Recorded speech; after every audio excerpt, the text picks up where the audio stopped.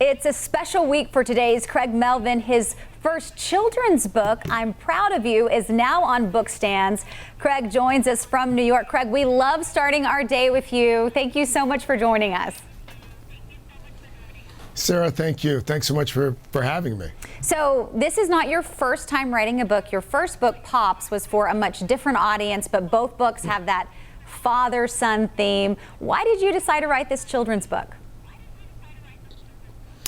You know, Sarah, I wanted to celebrate parenthood, especially fatherhood.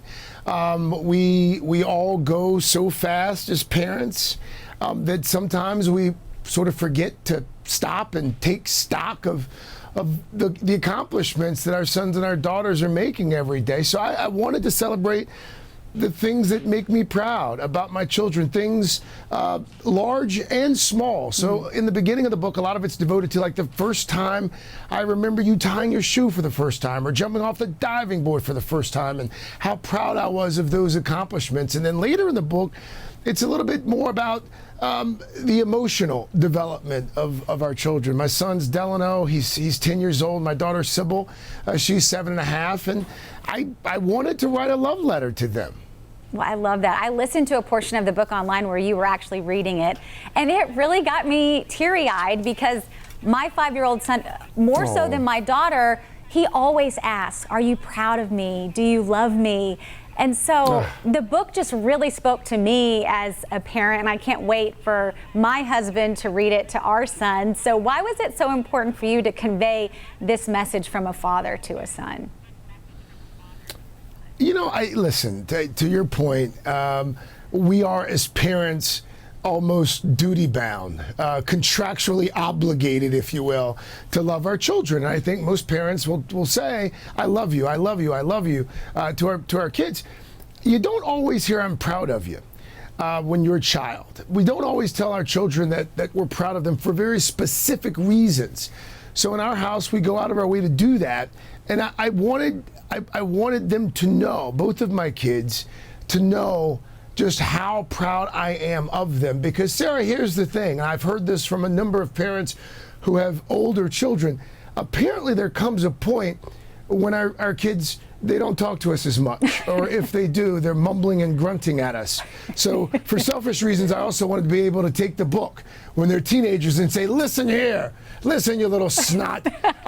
I'm so proud of you. I wrote an entire book about it when you were younger." So that was part of the motivation and thinking as well. I love that. And I feel like when I look at the books that we have at our house, there are so many about a relationship between mothers and their children. And I can't think of a book about a father and a son. And I know your daughter is in the book as well, but why was that so important to communicate that message and focus on a father-son relationship? I'm glad you asked that, Sarah. And, you know, listen, here's the thing. I'll be the first to admit in most households around this country, the moms are doing the lion's share of the lifting. That goes without saying.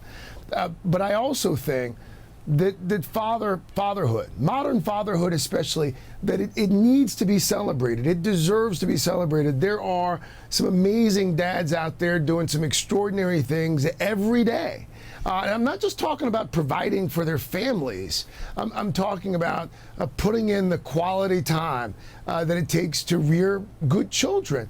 And so I wanted to add to the narrative. And I do think sometimes, even in 2024, when you think about dads, you think about, you know, Peter Griffin or Homer Simpson, or, you know, it's dads deserve, they deserve a little shine as well, as the kids like to say. Well, you're going to be heading out on a book tour, coming to the Carolinas. We're excited to have you here. You'll be at Park Road Books in Charlotte this Saturday. Are you going to get any free time in the Carolinas while you're here? I am. And yeah, I'm really looking forward to being at Park Road Books, by the way. I know it's a wildly popular bookstore there in Charlotte and around Mecklenburg County. After that, I am going to drive down to Columbia, going to see my folks there in South Carolina, going to do some book events there as well, going to have dinner with the family. So we're going to make a weekend out of it, if you will. But I'm really looking forward to getting back to the Carolinas. Well, Craig, you have been such an inspiration, and for what it's worth, you're an amazing father figure to so many people out there. So thank you for all that you do, and I'm so excited for you and your new book. Sarah, thank you so much. Come by Saturday if you're around. Saturday morning, swing by, bring your friends. All right. Coffee's on me. I'll try to bring my kids too. Okay. Craig, Thank you for the time. you.